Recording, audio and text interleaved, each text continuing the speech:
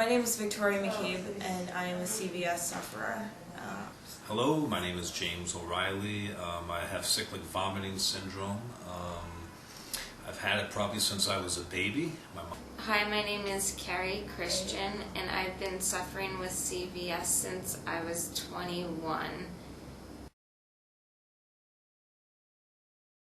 I've had CVS since I was about 13. Didn't get diagnosed until I was about 21, actually. When I was 13 or 14 or 15, it would pop up every now and then where I'd be sick for a couple of days. And then probably about 18 years ago, when I was about 24, 25, it started popping up a lot. And 3 or 4 times a year, which then manifested itself into 40 times one year and 38 the year before.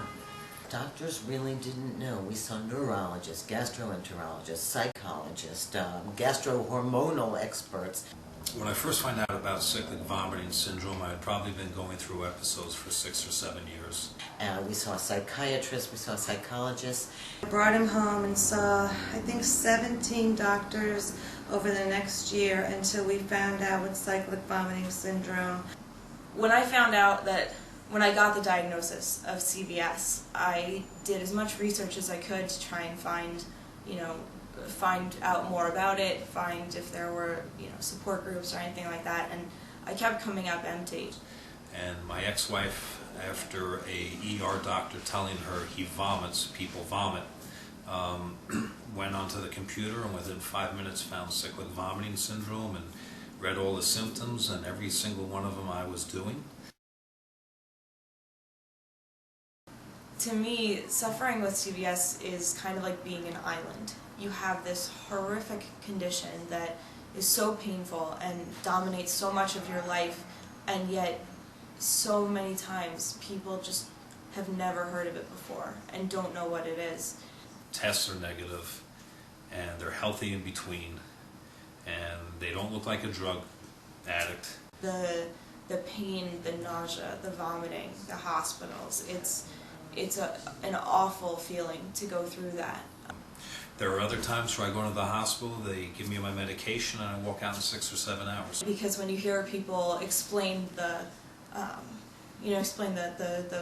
arc that a CVS takes, you have a period where you have an episode, it spikes, and then you have the recovery phase, and then you go into the part where you're fine until the next episode happens. When you wake up in the morning after going in 40 times in 1 year, you just don't know how the day's going to be. And it's funny because you are fine and you're not fine. Because the other thing about CVS is that even though it may be episodic, it's with you all the time. Once you know something, I can't say it's terrifically better, but I can say that knowledge is power. But it's a battle, and it's always there, and I feel like it's something you just dig down and find what you're made of. And whenever I meet a doctor or a nurse, whether it be at a social engagement or even in the hospital, I ask them the question, have you ever heard of cyclic vomiting syndrome? Most have not, and then they have to listen to me for 10 minutes describing the whole thing about it. And hopefully I've been able to spread that little bit of knowledge. The real truth about CVS, suffering with CVS, is that sometimes you're fighting a battle not just with yourself physically, but with the people who are supposed to be helping you. Doctors have said to me that I was bulimic, I was craving attention. But the worst part of it can be knowing that the people around you don't understand it, that the doctors you may be seeing in the ER have never heard of it, and when you try to tell them about it, sometimes don't believe you. And then one doctor, when I saw them, she basically said that if African babies can go without eating, so can you. I can't tell you how many times I've gone into a hospital in agony, throwing up, convulsing uncontrollably, completely at a loss to do anything to help calm the symptoms. And nurses or doctors just look at you and sometimes tell you that you're making it up. Alex would be in the hospital and doctors would not believe the diagnosis and they thought he was seeking drugs. My doctor from New York said, I'm not going to listen to a doctor in Missouri. What do they know? The horrible feeling of having a doctor who's supposed to be taking care of you telling you that they won't treat you because they think you're lying to them, even though you're holding a protocol in your hand that says what you have, what you need, and what this is. That being said, I think you find out a lot about your own strength as a person and about the strength of the relationships you have. So it has not been easy to be a sufferer, but it's also taught me a lot and taught me to appreciate every single day that I have. But it's very difficult when your life sometimes just revolves around this disease.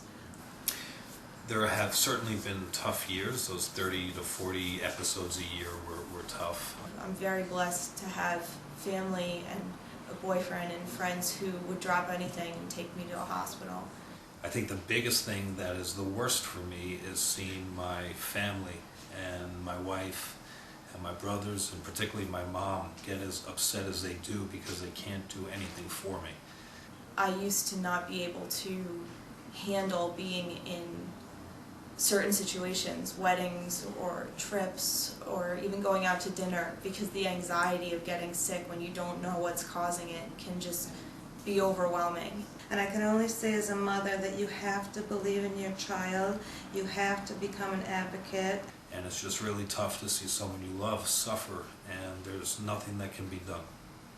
If my episode stopped and the last time I was in the hospital was the last time I was in the hospital, I would still be, I am a different person going forward, and I think for better and worse. But you know, you end up learning who your true friends are. But I think it's changed how I